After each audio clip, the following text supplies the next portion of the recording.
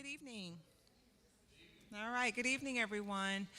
We are so excited to have you all here this evening, and certainly post Harvey. We want to welcome you on behalf of the City of Houston, Office of Business Opportunity, the Houston Public Library.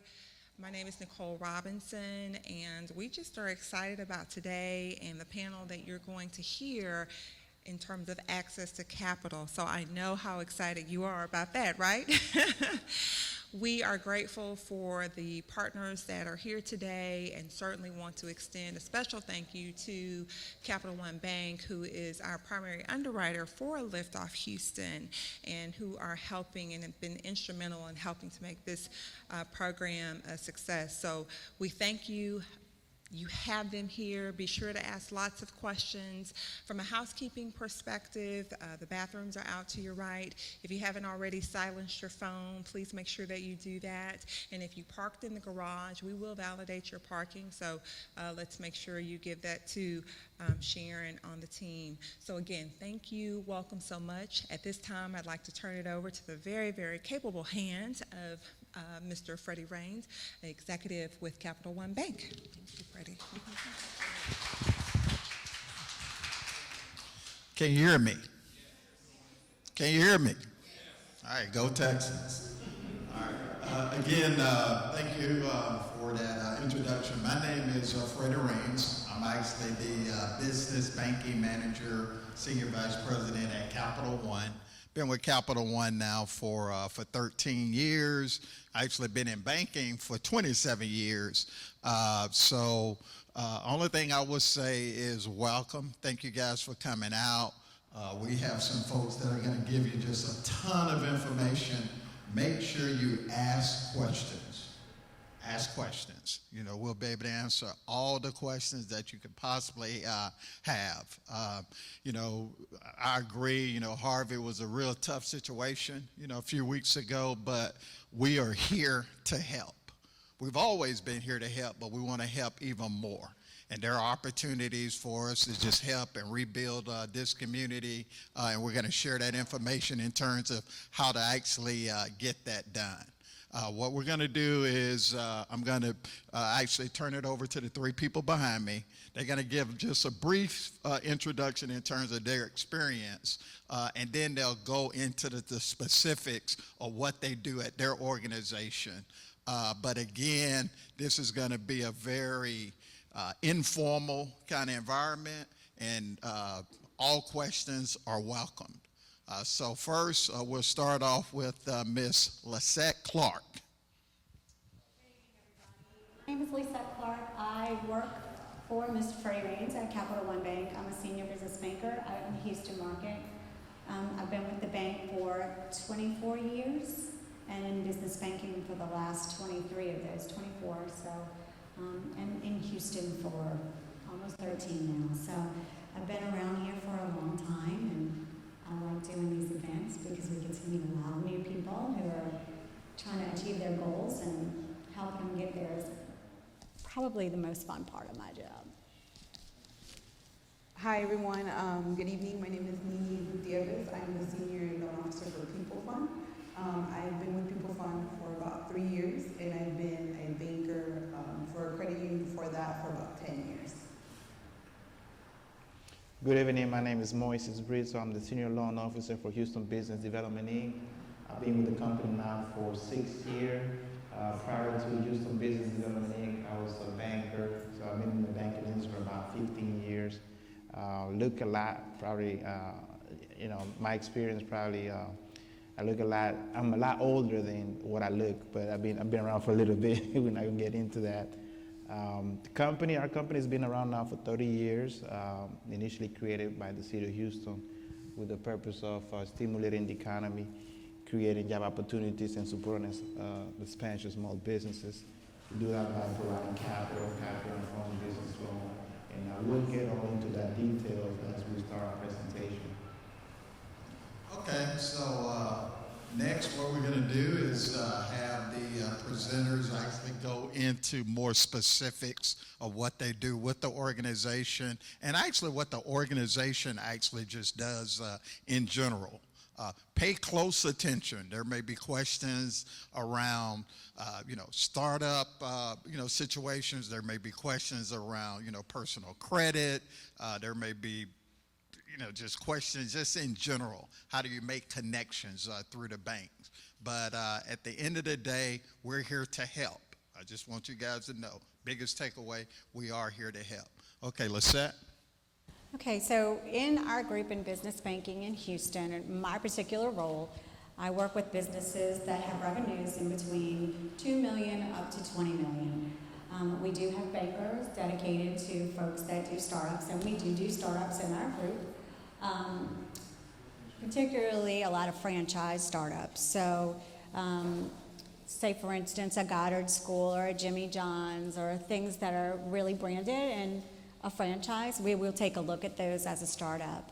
I work with businesses on anything from A to Z: deposit accounts, cash management tools, letters of credit, lines of credit, term loans, real estate loans, SBA loans. We do a lot of SBA loans in our bank. And then on the personal side, when you're a business owner, you really want to just have maybe one contact and not have to go to 3 or 4 or 5 different people in the organization that you bank with. So we do both sides of that. So when I do have a business owner in my book of business, I bank them on the personal side as well, and I take care of all those needs for them.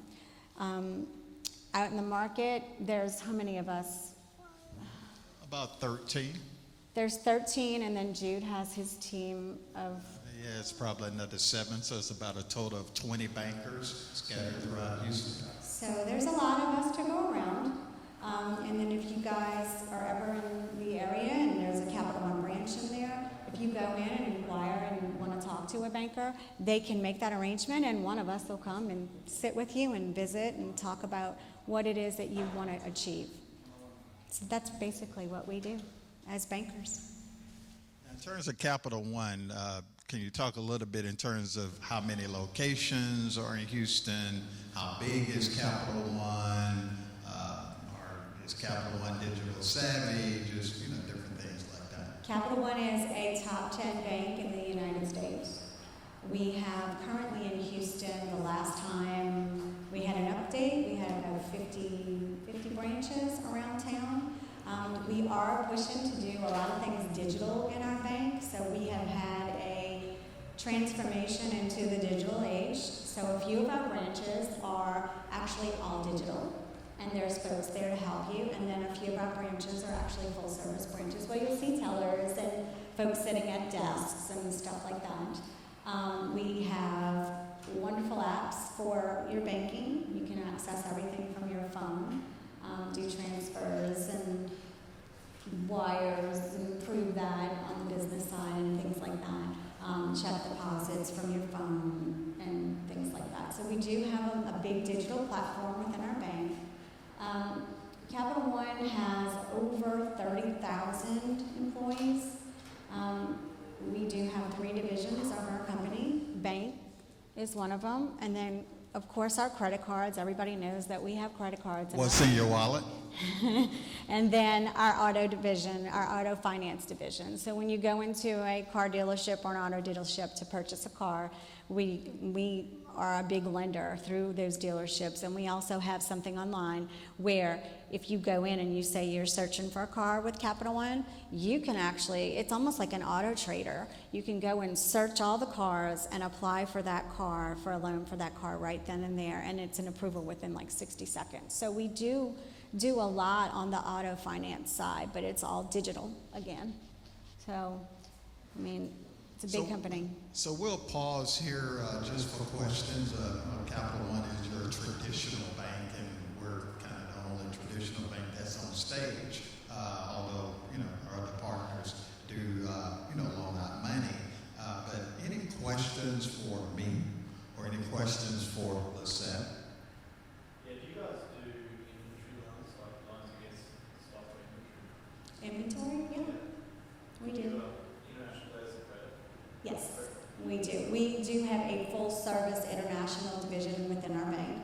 So we are a full international capable bank. So if you need letters of credit, FX, we have an FX desk. If you want to try to hedge those funds ahead of time, so you'll know what your profit margin is. We do those as well. Yeah.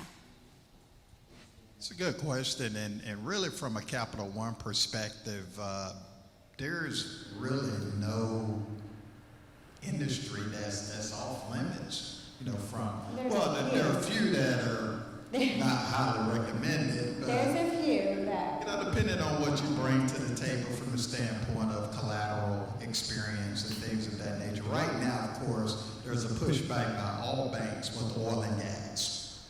You know, oil industry has been fluctuating and more on the downside than the upside. So there's a pushback in terms of oil and gas, but you know, for the most part, we're fairly flexible in terms of doing business and loaning out money. Any other questions for Lieutenant? we do sponsorships. Our sponsorships have evolved over the years. Right now, in the environment that we're in, our sponsorships are really national level sponsorships. So we do a lot with ESPN on the sports side. And we have sponsorships such as this locally with Liftoff Houston. We've done this for a number of years now. But for like micro, sponsoring a golf tournament, things like that, that's at a level where he can approve, Freddie, folks at his level can approve those. We do a ton of sponsorships. Yeah, but we do a lot nationally as well, so, yeah. You know, one of the things in terms of our mission is our ability to give back, as reciprocate. You know, in terms of what you guys give to us, we give it back to the community. So I've worked for a lot of organizations, really have, and Capital One, I think, is up there in terms of what they do from a community perspective. Now, you mentioned sponsorships. Can you be a little more specific in terms of what you're asking? It could range from just like prize money for customers or something like that, up until citywide businesses that need some kind of sponsor level to get a boost. Not direct local businesses, but my innovation covers the city of Houston, so I would need some big money. Yeah, we do a lot of sponsorships. Now we're very interested in sponsorship, but we're also even more interested in you banking at Capital One. So if you're banking with that Capital One, that actually increases your chances for sponsorship. We do partner a lot too with Junior Achievement. We do a lot with those folks for the youth groups, and we do go visit schools, and we do Finance Park. I mean, there's so many things that we're involved in as a company, and they do want us out in the community volunteering, so we do a lot. If there's something specific that you want to talk about, we have Mark Bucree, who's our community representative at the bank, and he actually could help field where is the best place for you to go with that request. I would start with the local branch, a branch that's near you, talking with a personal banker and going from there.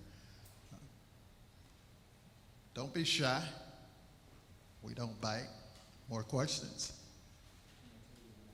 Anybody out in the web world have a question? No? Okay. All right, well, we're going to be here all night, so you can ask questions. We'll be here till it gets dark outside. Capital One's not going anywhere. So we're going to turn it over to our next presenter. Thank you. Good evening, everyone.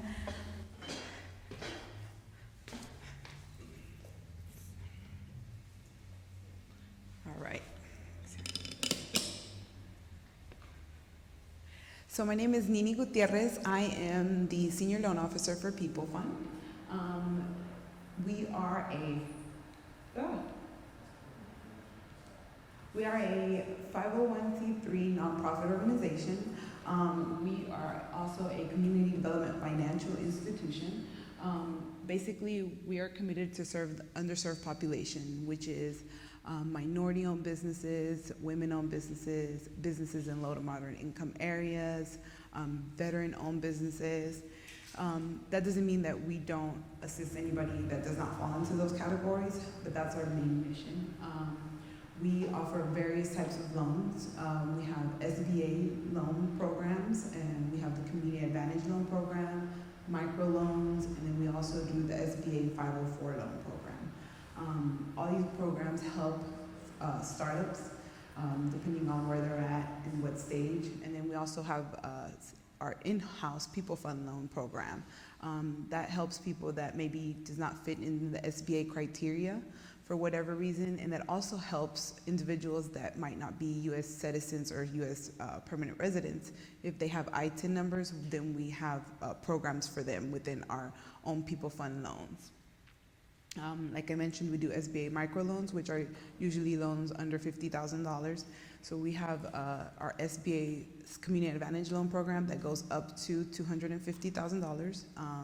And then our in-house People Fund loan is from $1,000 to $350,000. Then the SBA 504 loan, you can go into the 5 millions, up to 5 million with that program. Like I mentioned, our mission is to provide capital, education to underserved populations. We do that by helping them with loan readiness programs before they have access to capital, during the process of getting the capital, and as well as after they have access to capital. So the biggest challenge for small business startups is access to capital. And if you're an existing business owner, maybe there has been some bumps in the roads. Like recently, obviously, with the hurricane, a lot of people immediately felt that impact to their business the next day. So our mission is to help them be able to have access to capital, which, like I mentioned, is a very one of the biggest challenges for business owners. So we're going to go over maybe some questions and some things to prepare you to get access, not just from People Fund, but from any lender that you're going through. And as I go through everything, then we're also I'll put in there what our requirements are as organization. So to become bank loan ready and to go out and access capital, the first thing you have to do is know your personal credit. You want to run your credit, make sure you know what's on there, make sure you know what your score is, what maybe derogatory items are on there. So you always want to go to www.annualcreditreport.com. You can get a free all three credit bureau reports for free. No score, but you get your report. You can see what's on there. You can start working on it. You can bring it to one of us. We can look at it. We can say what we might be able to do, what you need to get fixed. That's the first step. That's the biggest issue that I have with a lot of people that come is their credit. Maybe they haven't looked at it, so that's the first step I always. You want to make sure that you don't have any active bankruptcies, tax liens, any past due student loans, or past due child support. We wouldn't be able to assist you at all. If there's any other derogatory items, we might be able to help. So People Fund doesn't have a minimum credit score because we look at every single application on its own merit. So, everybody knows life happens and there might be some bumps in the road. So we just want to see what happened and see how we can help. Another important aspect of applying for a credit is income. If you're a startup, we want to see that you have outside sources of income, that you have other ways of paying back the loan. We know you're going to start your business, but in the meantime, since you are a startup, we want to see that you have cash flow or outside source of income. If you're maybe, let's say, a good example is a chiropractor that has to be at the business, so that means you're going to have to quit your full-time job. Well, who's going to help you with your personal expenses? Your spouse or your significant other. Then that's when they come in, and then we can help use them as a source of income as well. Retirement, Social Security income, child support income, People Fund can take that in account as income. The next biggest part is if you need to get your business plan together. If you're a startup, we want to see that you have your business plan. That means if you're under 2 years, that's what we consider a startup. So having your business plan, having 3 years of financial projections, knowing your numbers, because when we look at that business plan, we're going to have questions. So it's really important for you to know what's in there, what amount you need, and you're going to have that broken down in your business plan, what you're going to use your funds for, what your total project cost is. All of that information is very important.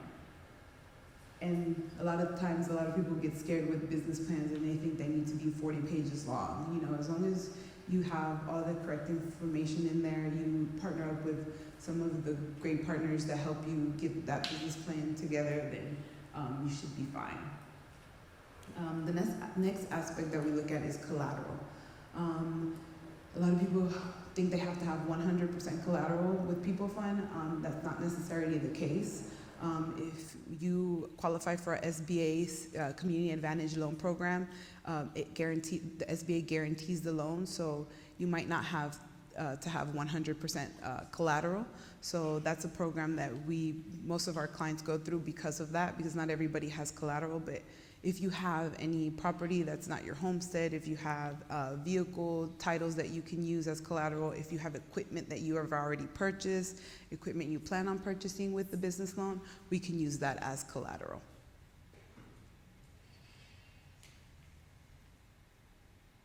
So a lot of lenders require skin in the game or equity injection. We want to see that you've put 15%, in our case, 15% of equity injection. A lot of traditional banks want 20, 25, 30. It just depends on your project. It depends on what other factors come into play.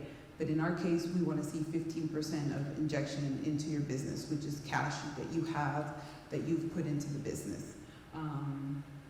And so we usually want to have record of that, or you have the money in the bank in our case, but that's something that a lot of people might have everything, good credit, good collateral, good business plan, but they haven't saved up to put that equity injection in. So it's very important for you to have that. It's good to have that relationship with your banker, so that you can go in and you can talk about all of these items and see where you're at in the process, and then they can help you get to the point of where you're ready to apply for the capital. We also look at your business must be competitive, so we also look at the market, how it is. Like he mentioned, the oil and gas industry, it's a risk right now. So if you come and you say that you want to do business that's revolving around that industry, we will look at it differently than anything else. Restaurants are high-risk business. That doesn't mean we don't do them. It's just, we look at the industry and how the market is at the time. And then if you are an existing business owner, then what we look at is your financials. So having that conversation with your CPA to see how your existing financials are, your profit and loss, your balance sheet, your bank statements, your bank accounts are all in order. That's very important to know your numbers as an existing business owner.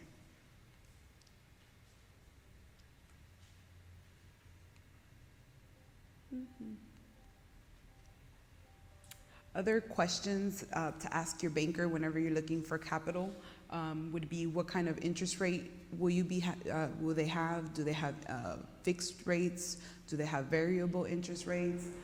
People funds interest rates range from 7 to 15%. If you're a veteran, you receive 7%. And then depending on what program you go through, then that depends on the rate that you're going to get. Another question you're going to want to ask is, if you have to have insurance. Some loan programs require life insurance, so that's some kind of question, and then sometimes they need just general business insurance. Is there a monthly service fee to have the loan? You want to ask if there are any closing costs. What's the percentage of the closing costs? Let's see. Go back. And what kind of post-loan support do you have? So you want to make sure and see what kind of mentorship that they offer at the organization, like we do. We offer a network of mentors and volunteers for you to have access to after you have the loan. So if you have any questions about marketing, advertising, we have people in our system that can help you with that. So what makes People Fund and other community development financial institutions different from other organizations like traditional lending? So we're a nonprofit business lender. We have, our mission is to serve the underserved population. We have no application fee at People Fund. We don't have an established minimum credit score, like I mentioned. The low loan equity is 15% equity injection. And then our terms are basically up to 84 months. And then we don't have a prepayment penalty. So if your business is doing very well and you want to pay off the loan, you can do that without a penalty. We also have, like I mentioned, post-loan technical assistance and various loan programs. So if you come to us and we're not able to help you right away, it's not a no, it's maybe a not right now, and we try to get you to a point where we're going to be able to give you that capital or give you the resources to give the capital. There's a couple of clients that I have that have come to me. It's been a year and we're still trying to help them. I've had some that it's been 2 years and I'm still trying to help them. So sometimes maybe you're not ready, but then there's some that are super ready and I can give them the loan in 45 days, 60 days. Like I mentioned, we focus on education and training. These are events that we have all over Texas because we do only do businesses in Texas. We have veteran specific events. We have women events like People's Spring we had this past summer. We have People Launch that will be coming up in October that helps you go through everything that I just talked to, and one day we'll sit down with you and go through all your documents and see if you're ready. And if you are, then we can do the loan application right then and there, and we can get you a decision quicker.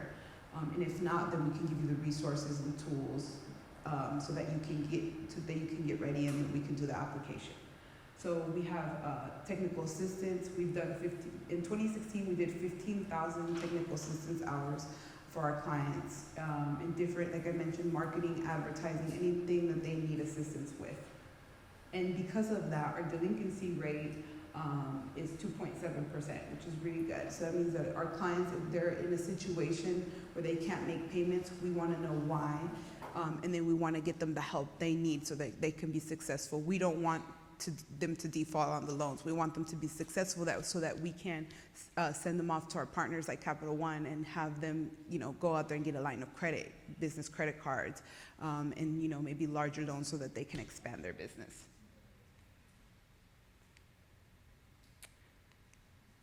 So this is my contact information. I know you might have questions. You can give me a call, email me with any questions that you might have. Thank you. So we're going to pause for questions. I saw a hand raised in the back. Where's my mic? Oh, your mic. We need a mic. How can you all say market factors? My background is oil and gas, and I'm not gonna be able to go back. So there was some hardships. There's some hardships the last 2 years. Prior to that was solid. Of course. So do you all look at that? Financial market factors, things like that? Yeah, so it just depends on what field you're going into. So I had at that time, when the oil and gas industry, obviously it wasn't doing so well, I had lots of people that were being laid off come to me and say, you know what, I want to open a business on my own. This is all I know. I want to be a consultant. I already have clients that I know. I'll charge, a little lower so that they'll come to, they have their strategy. And we were able to help a couple of them because, they're not looking at a large business, something small, something they can do,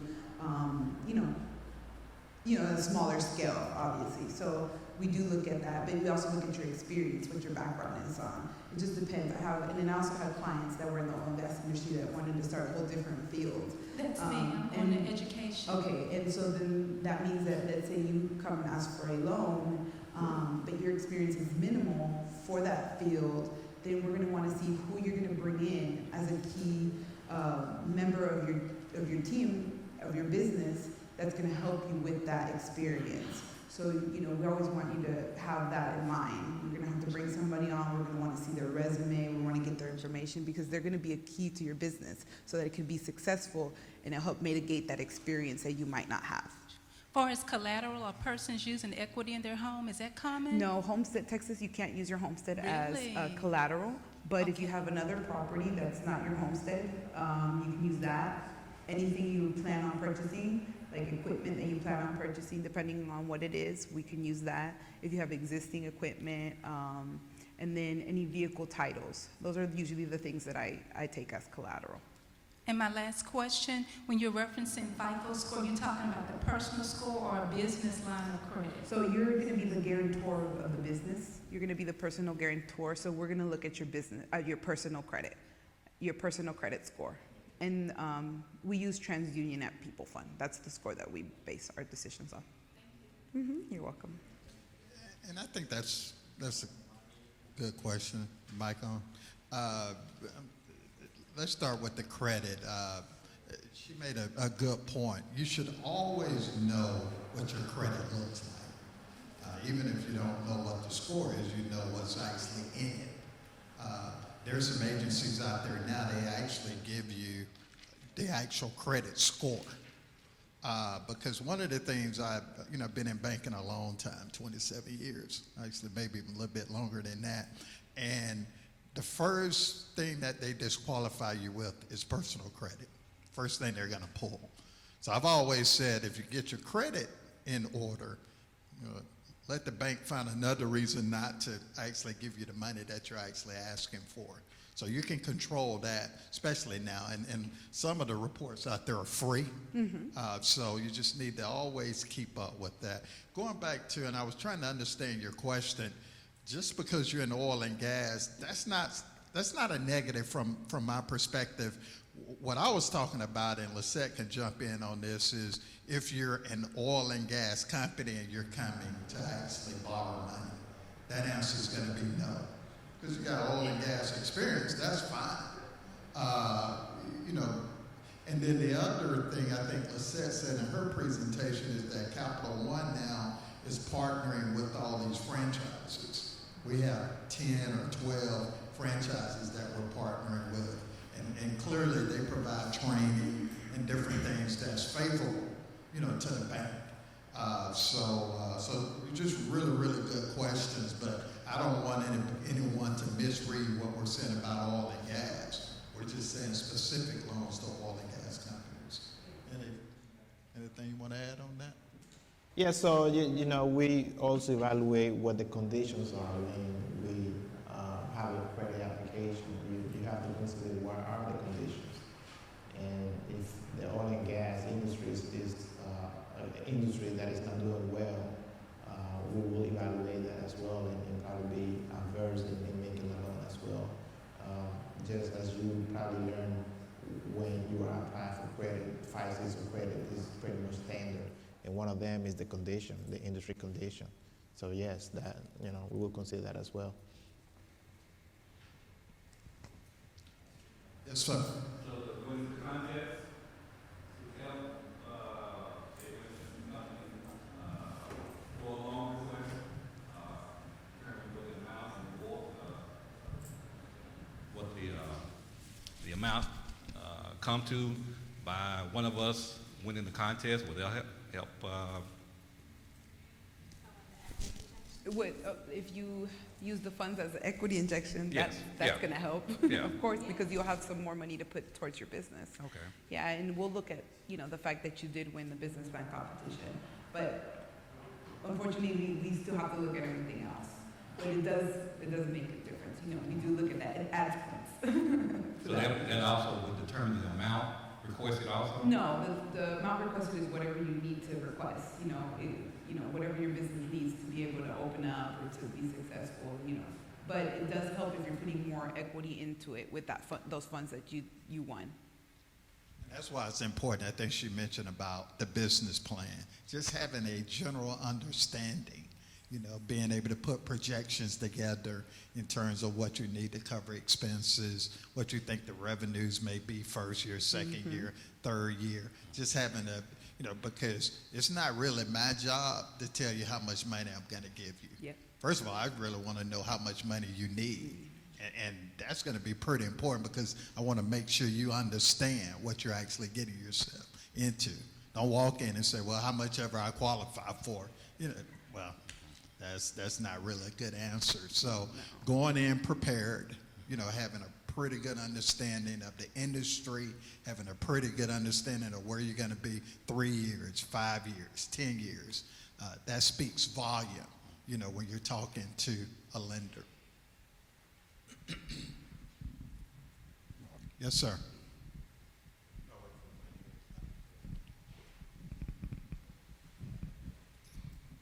A lot of us are coming with different types of financial needs. Some of them large, some of them small. And I heard you talk about some of your financial products that you offer through People Fund. So I would like for you to talk a little bit about some of the products that you offer for small loans. I heard you mention a loan product that you have that starts at $1,000. Yes. So if you can speak about that in regards to speed of approval for a small loan as compared to a larger loan, and some of the, is it as rigid to give a smaller loan as compared to, say, a $100,000 loan? Okay, so we do have microloans. So that's about $25,000 or lower, and it is a quicker process. We've created a process with the matrix, so you give us. We still need documentation. We still need to get your business plan, your projections, your financials.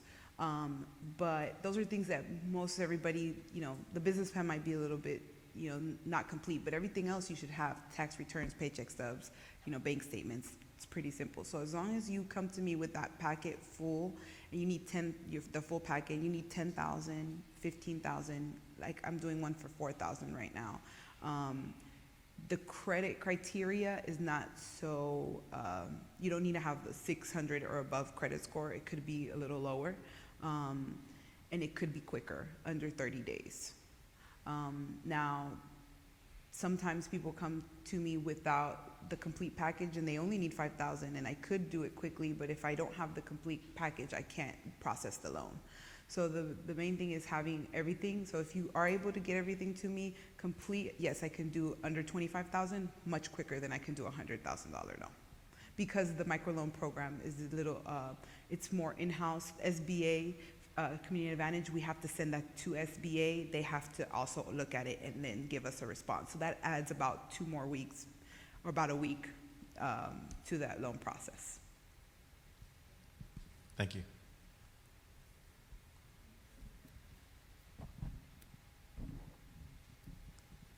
Any more questions? Okay, guys, we're going to be here all night. All right. So next we have Moses. You ready? We got a whole hour just for me. No, you take all the time you need. You got 15 minutes.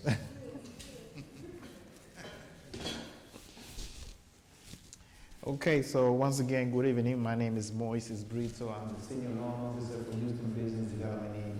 And as I mentioned earlier, we are a nonprofit institution, been around now for 30 years, initially created by the City of Houston with the purpose of stimulating the economy, creating job opportunities, and supporting expansion of small businesses. We do that by providing capital. We provide capital in the form of business loans. So essentially, we make business loans anywhere from $5,000 up to $500,000. You can use the money for working capital, furniture, fixture, machinery, equipment, whatever the need may be. We are often considered an alternative source of financing just because we do want to provide that alternative to you. We partner up with banks such as Capital One and any other banks in the industry. We understand that a lot of times you may not be eligible for that financing. So we pretty much try to make you aware that there is funding available for you to start your business. Since our inception, we pretty much had done about $90 million and created about 3,000 jobs just here in the Houston area. And so we are very proud of our company, and again, we are here to help. Mostly our footprint is here in the Houston and surrounding area, and that pretty much extends anywhere from Galveston area, Katy, anything that is adjacent to the Howard County is pretty much our footprint. So we're pretty much local, very local, so we deal with that personal touch, face-to-face individuals that like to apply for our business loan.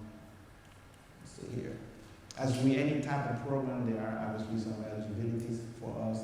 The eligibility, the business has to be a small business, meaning you have to have sales less than $25 million. That's what we consider to be a small business. Gotta be for-profit, non-profit. We deal with institutions that are for-profit or non-profit institutions located in Houston and metropolitan areas. I explained anything that is adjacent to the Harris County is our footprint. And you have to also demonstrate sufficient cash flow and collateral. On our eyes, position cash flow is basically you are either going to project or you're going to present financial information that your business is profitable. So we take those numbers and pretty much compare to what is the loan amount, the payments on the loan amount that you can support. So that's an analysis that we often do internally. Collateral may be what that asset that you pledge in pretty much. Maybe if you're buying a piece of equipment, that becomes the collateral. If you're buying some property, that becomes the collateral. Or any other asset that you may own that you can pledge as part of the collateral. So that's what we define as the collateral. Ineligible type of business, sexual liquor-oriented type of companies. Anyone in that industry here? You don't have to raise your hand. But those are not eligible under our program. Unfortunately, any investment property, those are not eligible. If you are buying property and flipping it, that is not eligible. We do mostly owner-occupied real estate. On our eyes, the owner-occupied real estate is that you have to be inside that building at least 51% of the leaseable space, 51% of the total space. So that to us is what it is considered owner-occupied real estate transaction. Religious organizations are not eligible. Publisher and broadcaster type of industry, those are not eligible. We do everything else outside of those particular industry listed there. Getting more specific about the different type of loan products that we have. The first loan product that I want to kind of go over, the fast track loan program. It's pretty much just kind of like express loan. You can obtain anywhere from $5,000 up to $25,000.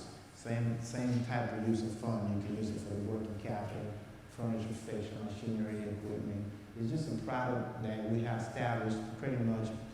Try to get you, if you get in the cash penalty, up to $25,000, and often trying to prevent you from utilizing maybe a credit card that has a high rate with a section on Capital One credit cards. Just to have that option for that client, it doesn't require as much documentation to prepare a package. It takes 3 days to make a business decision, 1 year tax return.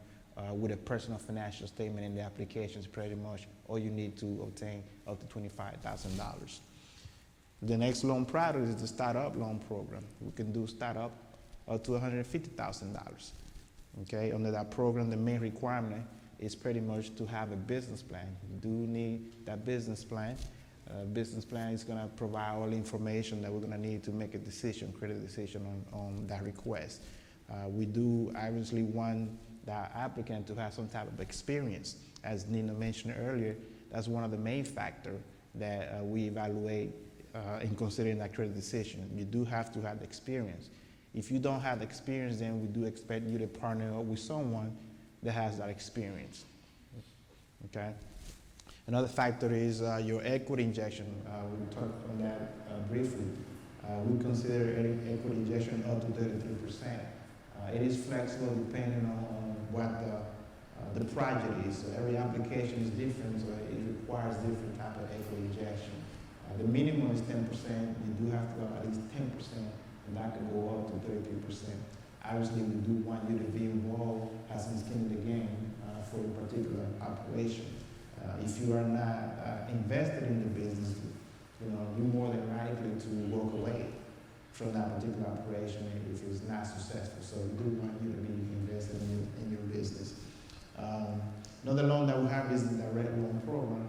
That particular product is more for established business. If you've been around for 2 years or more, you can obtain up to $500,000.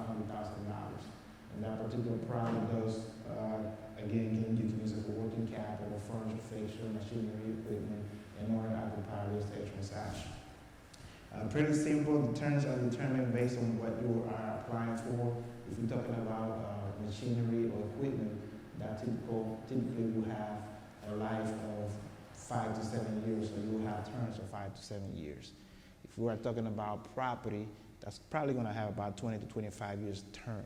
So depending on what you apply for is how we're going to determine the terms.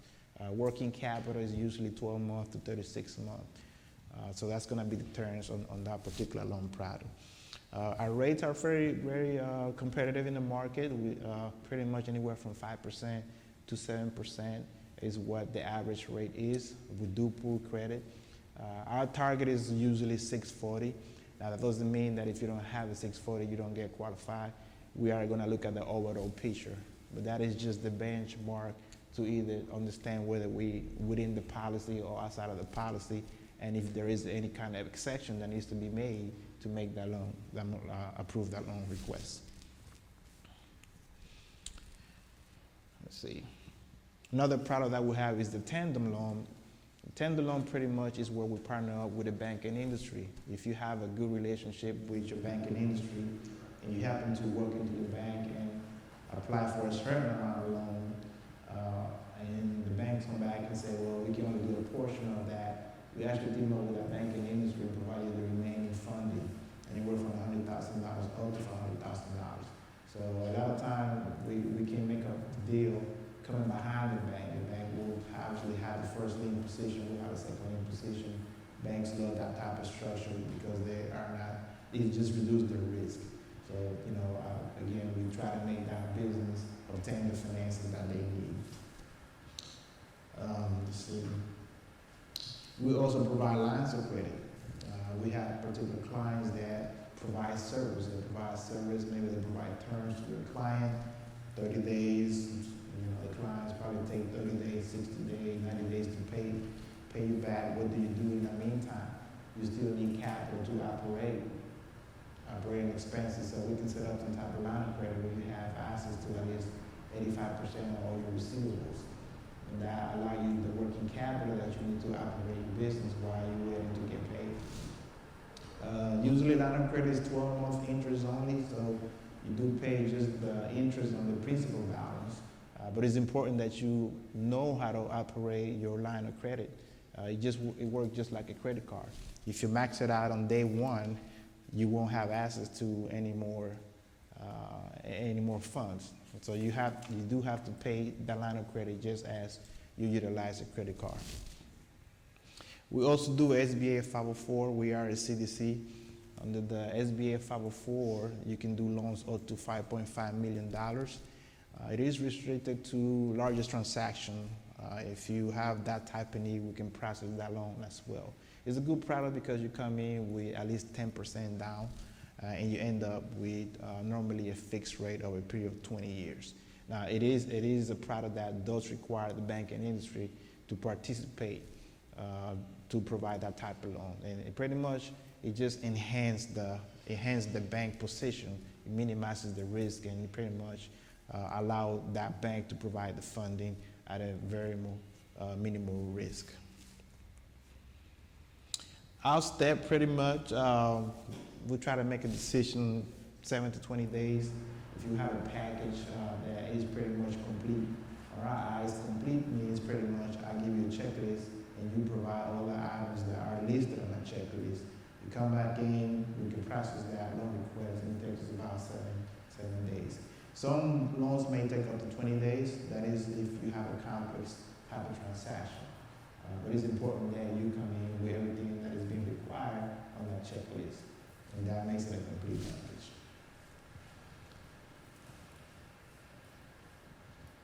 So our underwriting, basically what we look for, positive earning, obviously. Pretty much any lender is a cash flow lender. So basically what that lender is looking for is your ability to be able to make those payments. Okay, so it's important that you can present a request where you are demonstrating that you can make some money, you can make some profit, and you can make the payments. And that can be demonstrated to be a projection or historical financial statement. And we have borrowers that a lot of times may not project profit, and that becomes pretty much a problem for us. The numbers are the numbers, so you do have to project that you make money. And some of us don't like to pay taxes. I probably don't like to pay taxes myself. But if you don't show that you make any money, the answer is going to be, as Freddie said, no, you can't get any money. Okay? Sufficient collateral, we talked about that. We are flexible on the collateral. Some businesses we understand that may not have a one-to-one coverage in collateral, so we are kind of flexible on the collateral. Management experience is very important. Again, if you are looking at getting into a particular industry, we do suggest for you to learn everything that there is to know about that industry either work or partner up with someone that has the knowledge in that particular industry. Pretty much the 5 C's of credit, and I'm sure you're working on your business plan, is that correct? So we will look at that. We will pretty much look at the 5 C's of credit to evaluate your loan request. We are also located at the Palm Center. Anyone is familiar with the Palm Center here? Okay. There's a lot of development going on in the Palm Center. If you have not been down at the Palm Center, I recommend for you to take a drive down there. But we are also an operation that provides office space. We know that rent is probably one of the highest expenses that you may have once you start your business. So we do provide office space as well at a very attractive rate for you to set up your business. And this is pretty much my contact information. If you need to reach us, you can go to our website as well, hbdi.org, or you can reach us at 713-845-2460. Any questions? We have all night here. That's somebody better ask a question. So everybody has all the funding they need, right? Yes, sir. With regards to your loan application and your business plan, financing, and so on and so forth, how is operating capital viewed in terms of your application process, where you're requesting a certain amount of money, not necessarily for equipment purchases, but just for operating capital over 2, 3, 4, 6 months? Yeah, so on our end, when we are reviewing your business plan, you will have a schedule in there called the cash flow statement. And in that particular cash flow statement, we're going to evaluate the first 12 months. In the first 12 months, you will project how much sales you're going to have, how much expenses you're going to have, and then at the end of the day, what is the bottom line? You're either going to be negative or positive. If you're going to be negative for the first couple of months until your sales reach a certain level, to us, that's what become the operating capital needed. A lot of clients made the mistake and they pretty much say, well, I need a whole year of operating expenses just to have a cushion. Okay, so that tells us, well, you really don't believe in your sales. You may not make any sales. And now that's not to say that you may not hit the mark. We pretty much, we can stress test that, project that you're either going to make 100% of your sales, it may be 75% of your sales, or 50% of your sales. But we do evaluate that cash flow statement on a monthly basis. We want you to consider that when you come into us with an application. We want you to consider the operating capital needed until that business generates sufficient revenues to cover all expenses. That's part of understanding, obviously, what did you need. We will consider that. We will look at the total picture out of the total project cost, including your operating expenses for the first couple of months to get you the business to be a positive income, and consider your equity out of that total project. So that is just capital for us that we were willing to advance on if you present that request. Yes, sir.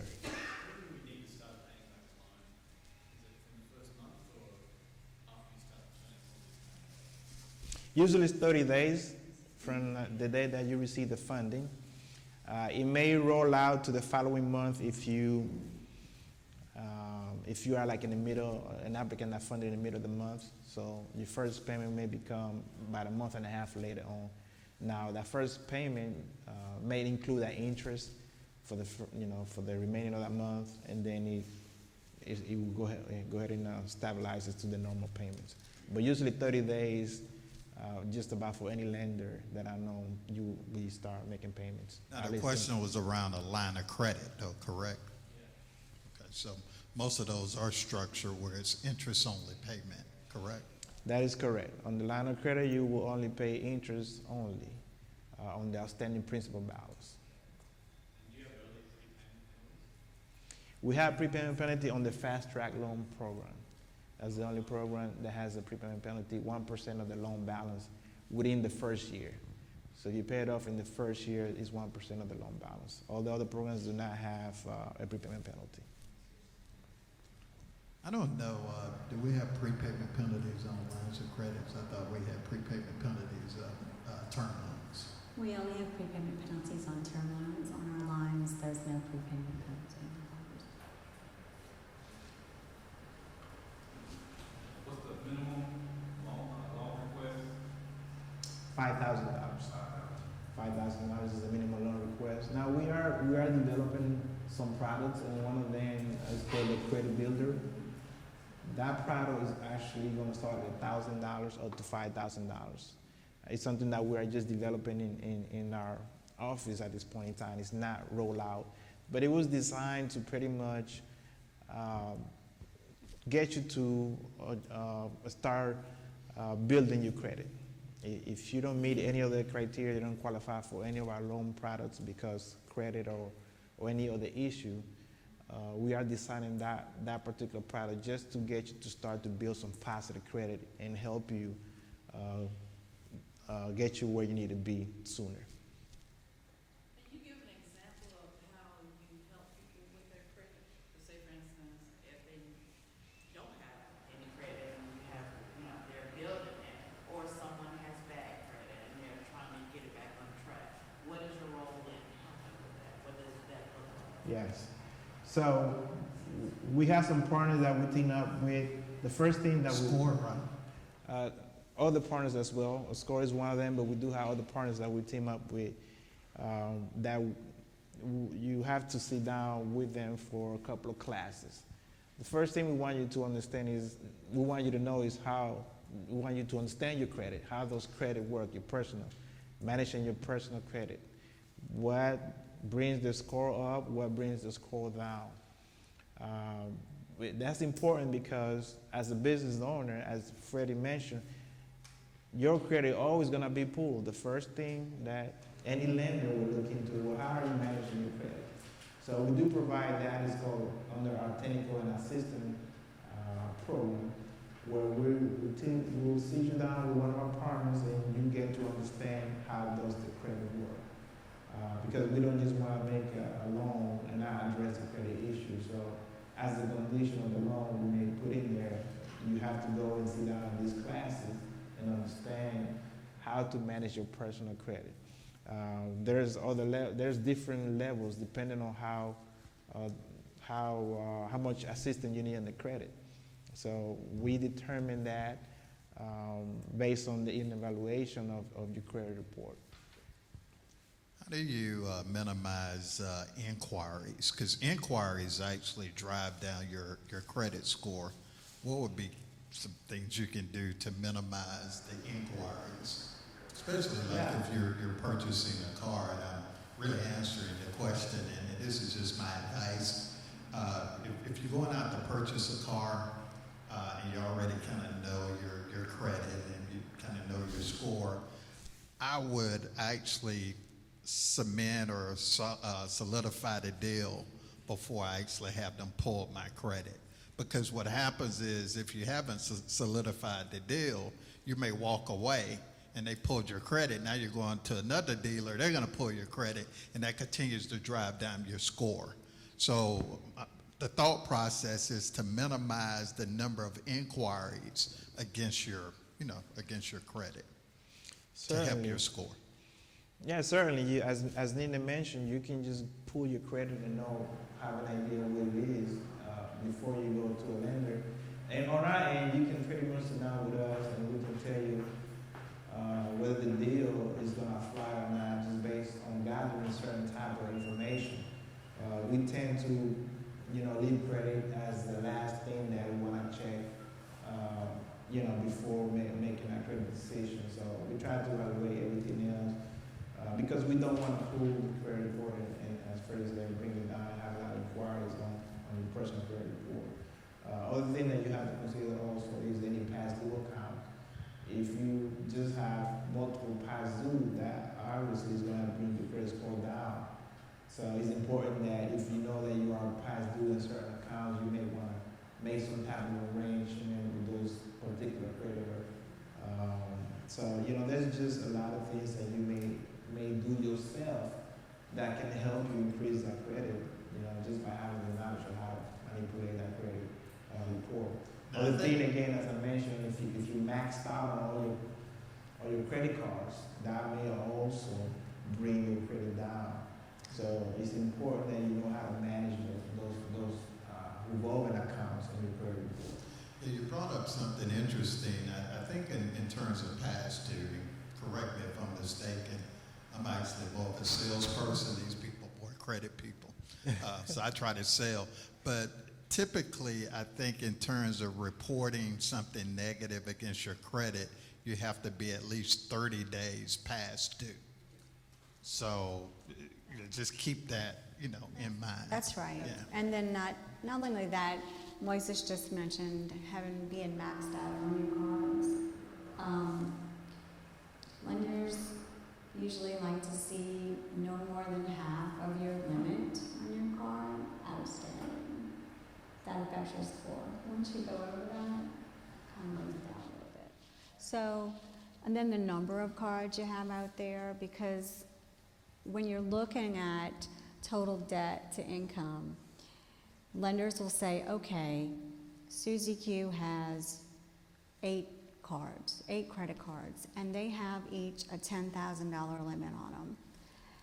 Well, if we lend to her, she's got it all under control, but if we lend to her and Susie Q gets in a bind, she can go draw up all 8 of those at $10,000 each.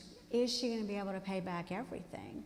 So kind of be aware of how much you have out there available to you as well, and kind of navigate through that a little bit, because there's a lot of times where you have too much or not enough. I mean, there's a fine balance. It's kind of tricky, but there's a lot of factors that go into what affects that score and make it fluctuate like that. Yes, sir. But you had asked a question about establishing credit and no credit.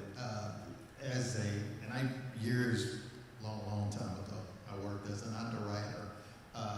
No credit is just as bad as having bad credit. So from that standpoint, you want to at least open up a couple of trades, not a minimum. Could be a Capital One credit card, could be a Capital One auto loan, could be a Capital One mortgage.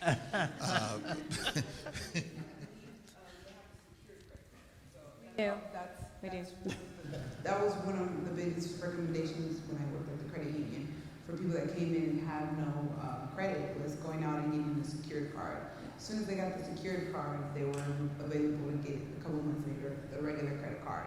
Then they went out and got an auto loan, and then a year later they would come back and we would be able to approve them for whatever they needed. Yeah, you got to start somewhere. You just have to build that history. I think I started my credit history at 19. I bought a TV. Yes, sir. I went to a TV store. To the point that you made about having 8 cards and all of that available, what if it is on 1 or 2 cards, but it's still a fairly high amount and not just being used? Would you consider that similarly? They still calculate how much you could possibly have outstanding in debt at one time, because you have that available to you. They take it into account, but they look at the history. Have you ever gone way up on it, or have you just kind of kept it like that, kind of low? Yes, ma'am. On that same tangent, if you choose to reduce your credit limit on those 2 cards, will that negatively impact your credit score? That's a good question. Yes. Yes. Sometimes it does. It Just does. like when you close a card. If you have a card that credit card that you've had and you close it because you paid it off and you're like, I'm done with this, I don't want to use it. If you close it, your credit score will go down. So a lot of times people want to close them. Now, if you have 20 credit cards and you want to close a couple, yes, close them. You don't want to max them all out. But it's really hard with credit. It's really hard because you don't want to close it, right? Because you have that available, but then you do because you don't want to get into debt. So you have to know how to balance. And that is depending on how many you have. Like she said, if you have 8 available, do you really need to have 8 available? Can you risk closing a couple, having your score go down, but if you keep doing everything correctly, your score will go back up eventually. Yeah, So you just kind of have to learn how to play with it. Yeah, you know, I kind of disagree with that. And my disagreement is, you know, I guess if you had 8 cards, you know, to Lisette's point, it's a negative from the standpoint of an underwriter. Well, That's it's a just- risk. Yeah, It's that's not just a right. negative. Not a negative. It's a No, risk. but your ability Right? to manage those 8 is going to impact your score. Right. I think what she was saying is that if you took a couple of cards and you just paid it off, that could be perceived as a negative. I don't know if that actually has a negative impact on the score or not. No, if you pay them down, no, if you close them. Close them. It You does close affect them. your score a little bit. A little bit. But then Well, 6 months from I'm now. learning something new tonight. Yeah, but then 6 months from then, when everything refreshes in the credit bureau world, you'll be fine. You'll be fine. No, well, Timing is everything always when you're understand- doing loans. I'm Timing sure- is a big deal. Yeah, I want to stay on this for a minute because I know as an underwriter, sometimes underwriters might make a recommendation, what she said, like, Yeah. look, you need to shut down or Yes. close Yeah. that. So she's kind of stuck if she's going to close it, and it's still going to have a negative impact Mm-hmm. Yeah. on her overall score. But that could be the recommendation of the underwriter to go from, like Lisette pointed out, 8 to Right. 4. Yep. But the key to remember is that the negative impact is not a forever impact. It's a temporary little dip. And the timing of when you're doing all of these things, so if you're preparing to go and get a big business loan for a startup company, look at that. Figure out, okay, 6 months from now, then I'll go ask for the big loan. Once all this stuff looks really, really sparkly again, right? Because you don't want to do it and then 30, 45 days later, you're going to ask for a whole bunch, you know, and then that credit has a dip. So timing is a lot, and it's not a bad thing if you have a whole bunch of credit cards with a whole bunch of limits. It's just risk. That's what the underwriter You know, as an underwriter, the key, the biggest takeaway from this discussion is to pay as agreed, Right. to perform as agreed. It's the past dues that actually will get you. Because that is an indicator. Honestly, hear me out. Yeah. That's an indicator. If you're past due with that particular lender, why would you not be past due with us? And that's the way the underwriters look at it. We have a loan request and, requesting the minimum amount, paid off fairly quick. What's the timetable to come back and ask for another minimum amount, and how does that affect the credit? If you pay it off fairly quick, and You you talking about Like, paying off let's a say you credit come- card or just a loan? Yeah. A loan? Hello. I personally don't have a time limit. I get your point is, you know, you pay that facility off, how long do you have to wait before you can go and apply for another? the next day. Yeah, I've never read in the policy that you have to wait 30 Yeah. days, 60 days, or Right. 6 months. Right. You know, I think you can technically come back the next day if you want to. Yep. Yeah, but if you're going You know, to, keep in mind too, and I know we're stuck on personal credit. There are a lot of factors that really go into the decision in terms of extending credit. Yeah. Personal credit is one. You know, Morris didn't hit it as hard in terms of the 5 C's of credit, in terms of cash flow and collateral and character. Is compassion one? Maybe not. Yeah. Capacity. capacity is one. Capacity, compassion, you know the saying. But again, these are all good questions, but there are multiple reasons or multiple things we look at. You know, personal credit is just one. And again, you can control that personal credit piece to some degree. Now, if there's some hardship and something that actually happens and you can actually explain that, lenders actually work with you as long as you have a legitimate reason. Of course. Freddie, before we move on, if you have a question or just receive some instruction, please walk up to the microphone. And two, just to add a little bit to his question, paying the term loan faster than the maturity date.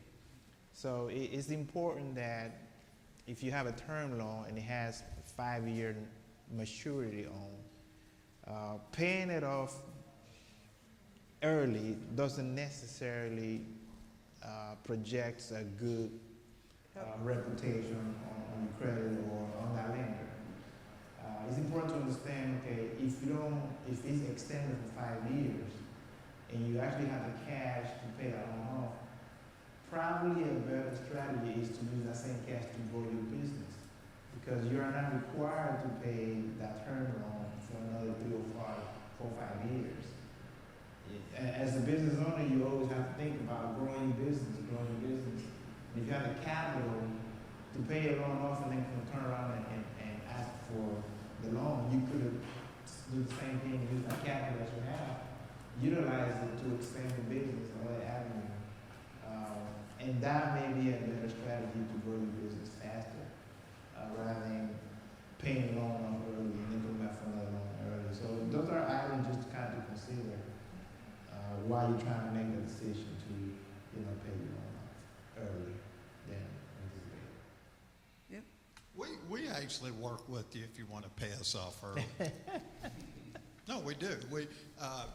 What we try to avoid and we see in terms of that prepayment penalty being in place is if you pay us off with Chase or Wells Fargo or B of A.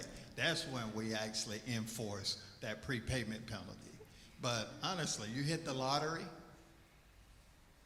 and you want to pay us off early, that's fine. Now that's a different situation there. If you win the lottery, I want you to remember who made the loan for you. Yeah. You can pay me off, but also remember who made the loan. But I think what his point was really make sure you just kind of manage your cash flow. It's no different than managing your personal life. Do you want to deplete all your liquidity and just send it out to the creditors? Then you don't have anything. So I think that's the point.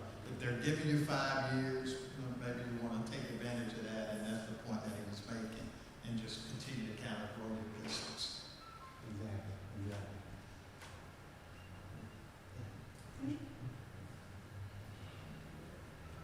Thank you for this information. I had another question for you. I'm sorry I didn't ask it earlier.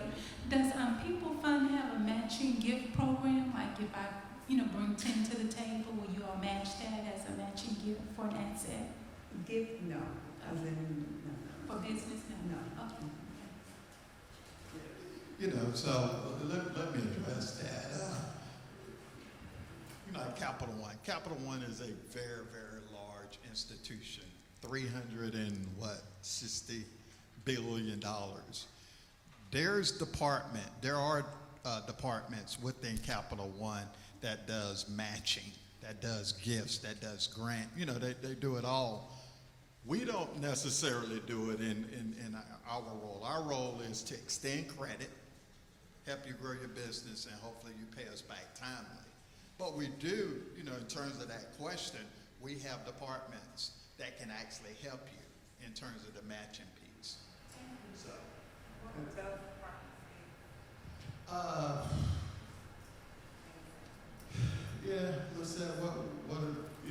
It's.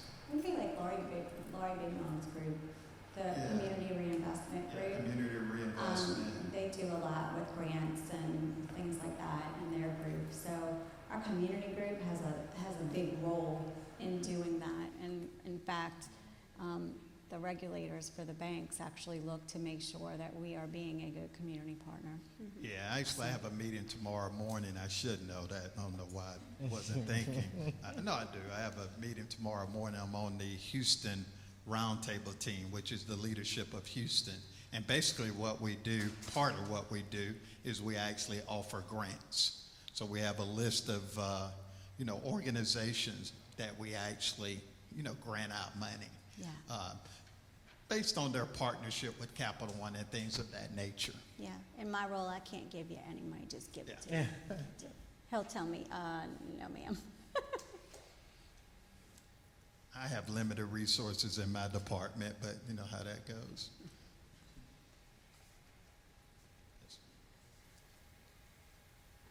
You all have have talked about percent equity that owners bring to the table. What is that percent equity based on? Is it based on the first month of business, or a year, or 2 years, or what is that percent equity?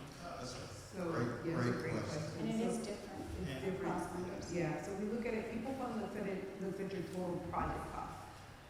So if your total project cost for you to get your business going, everything, you know, you add in your equipment, let's just say you're purchasing equipment, your inventory, you need 6. So let's say you just need 6 months of working capital, right? And that's all you need, that's what you need for you to be able to start your business, that's your total project cost, then that's what we base it on. You still have look like you're confused. So if you were to ask for funds, how much would you need, do you think?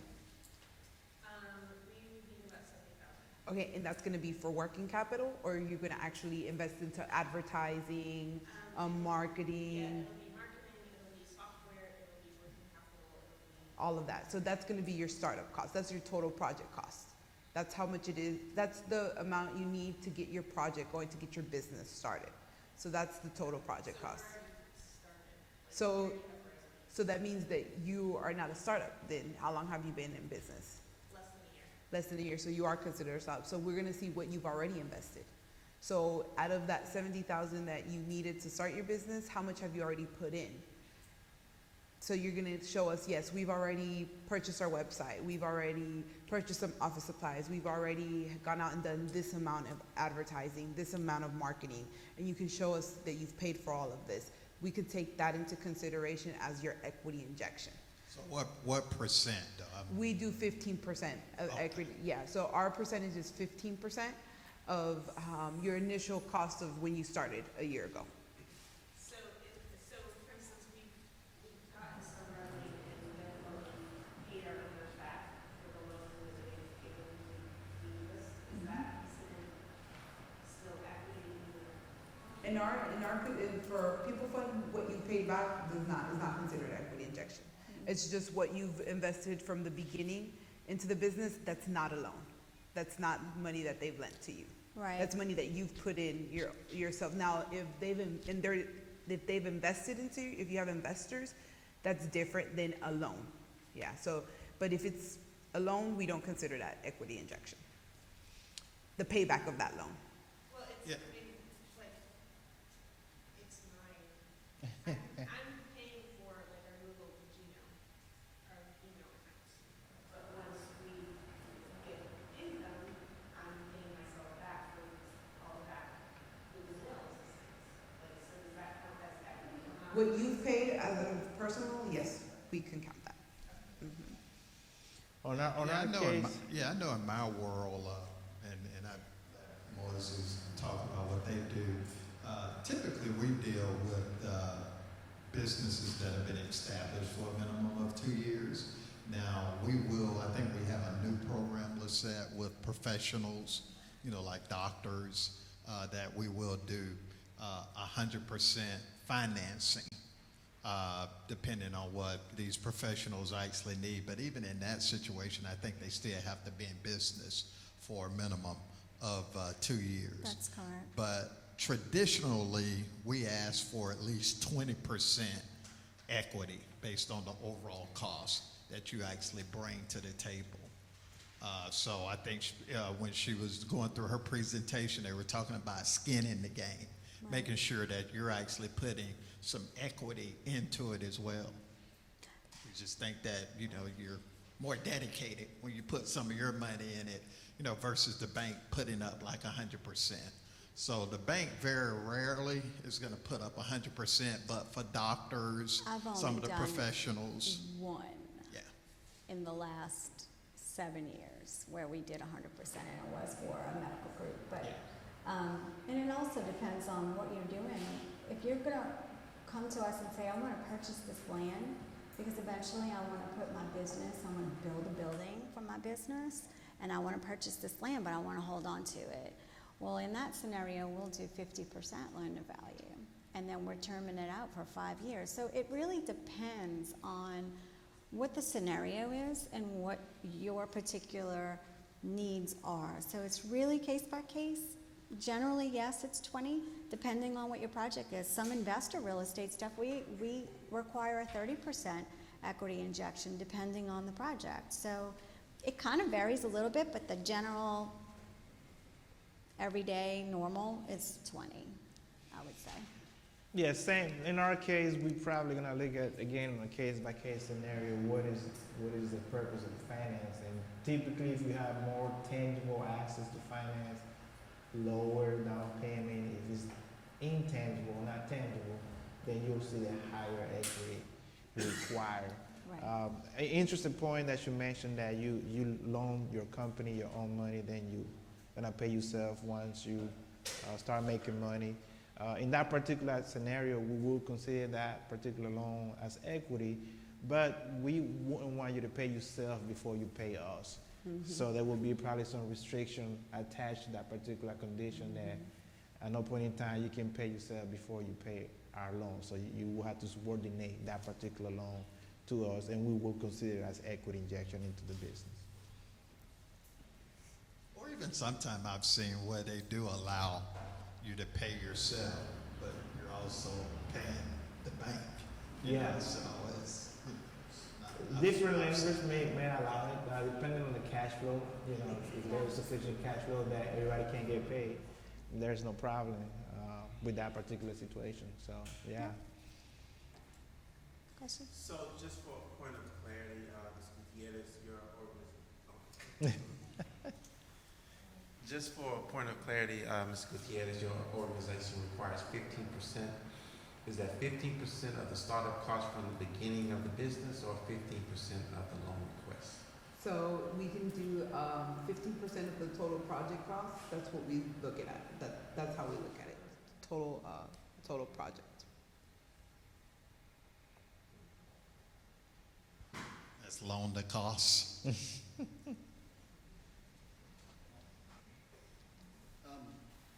So my question involved a couple of you.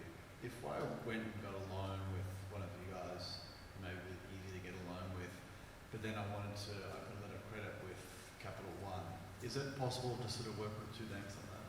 Yes, Yeah. Yep. And the second thing was about the credit. we like each other. Yeah, we are not here to compete with each other. You know, we partner up with Capital One.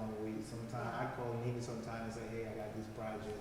Can you help the client or whatnot? So we are here just to provide alternative to you, to your business. Yeah. So in no shape and form we're here to compete with the banking industry. And if we're just here to support and get any that. takeaway is that there's so many options available for capital and financing. It's just getting that little running head start to figure out which way and which program is the best one for you, the best fit. Yep. There's a lot of lenders out there, but you just got to kind of figure out which one is the best fit for you. And we'll assess the cash flow, your ability, if you had a loan with the Moises, we'll assess your ability to have multiple loans. Yeah. Your ability to cover that debt. So It would not be. we're pretty good at that.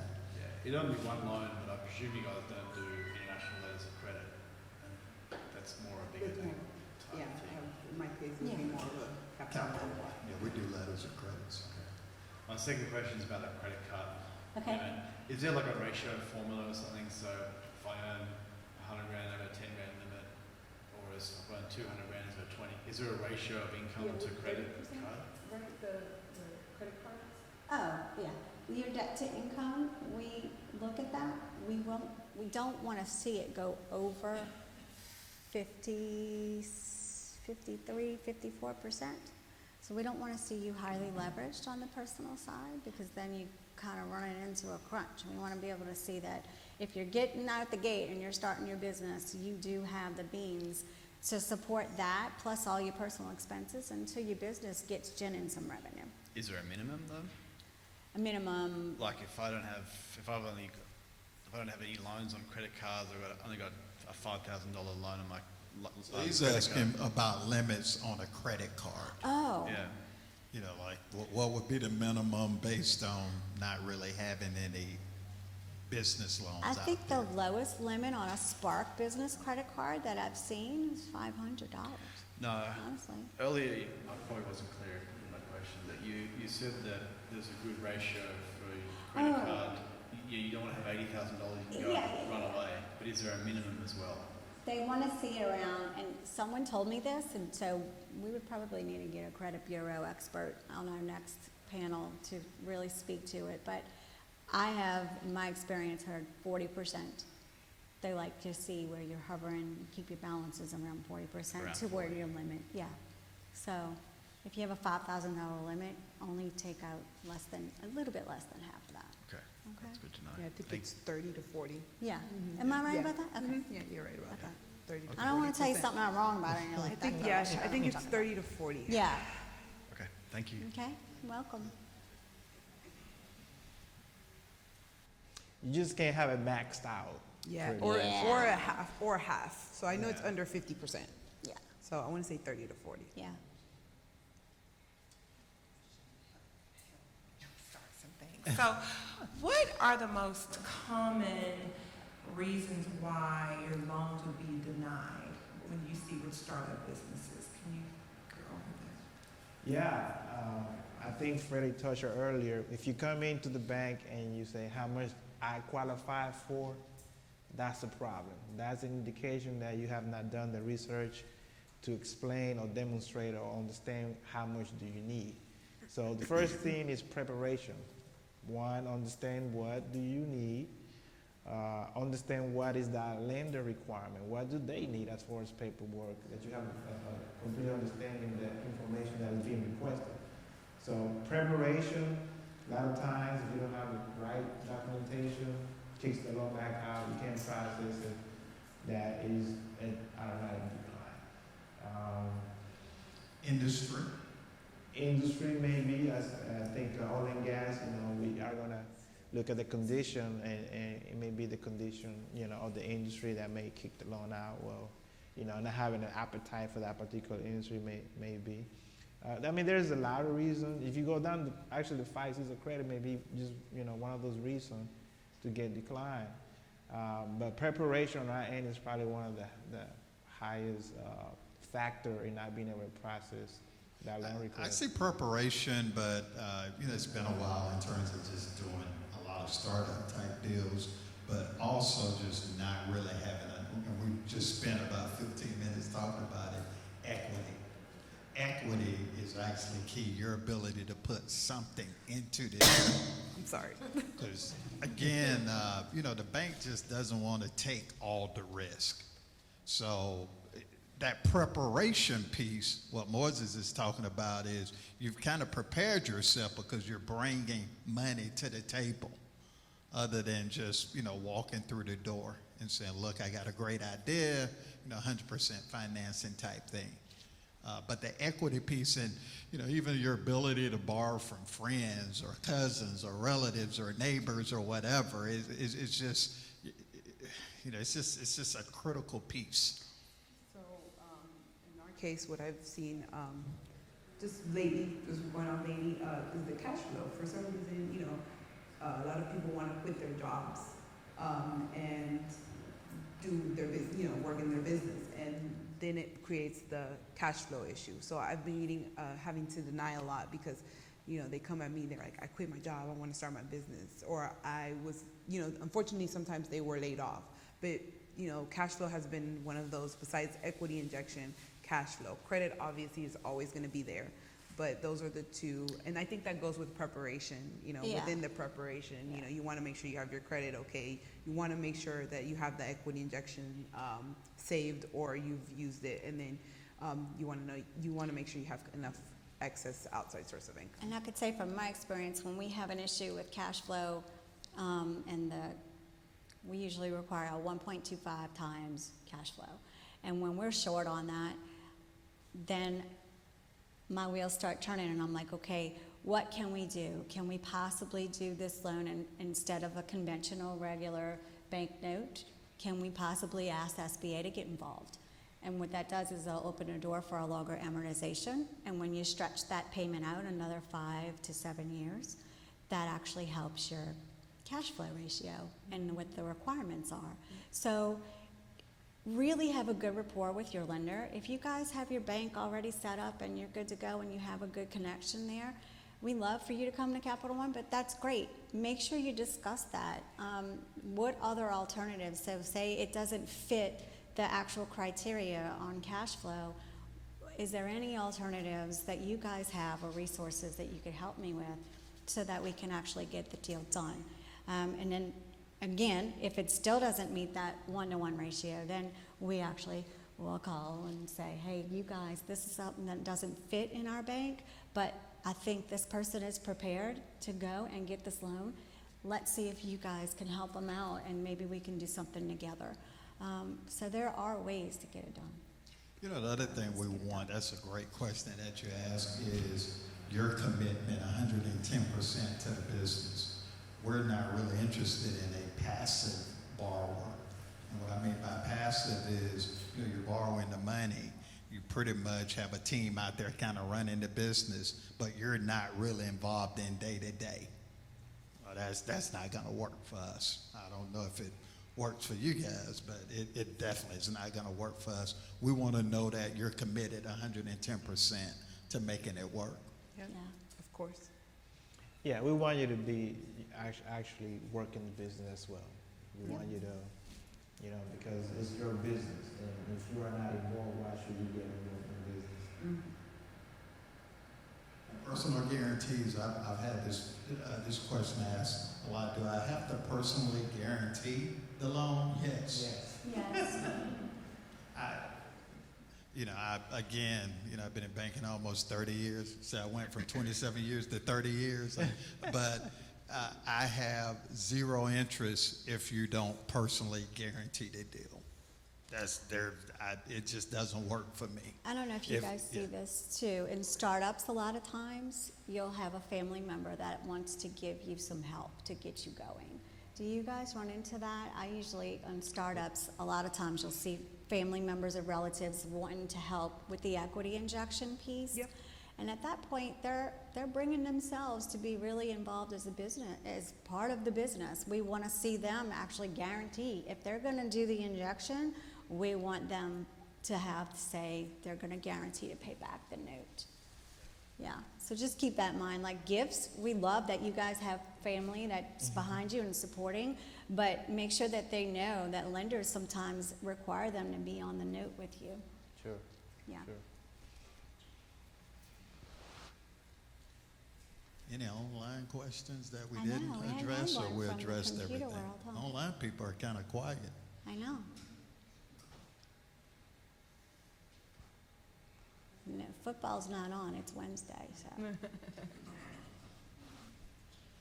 Any more questions for the panelists? They did a fantastic job. They really did. So if you guys don't, We're good? well, Okay.